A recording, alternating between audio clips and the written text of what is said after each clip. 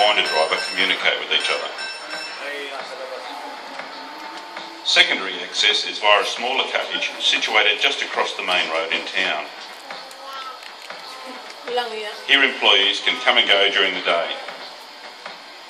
This shaft also forms part of the clean air reticulation system in the mine and is the primary fresh air intake. Fresh air. Ganyan yung makikita ba ang Rihanna, no? Ayun o. Meron din doon, no? Ayun po. Ayun yung gold, o. Far below the Beaconsfield headframe, the shaft carries miners and their equipment through the early workings of the mine. These tunnels, seen here in yellow, were crude by today's standards but served their purpose well. The early lowest level of the mine was 375 metres down, known as the 375 level. This level is a hive of activity, with miners, mechanics and their support staff undertaking all their various tasks.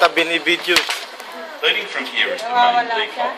This is a single lane roadway around 5 metres in diameter. This decline gives access to all levels below 375 metres.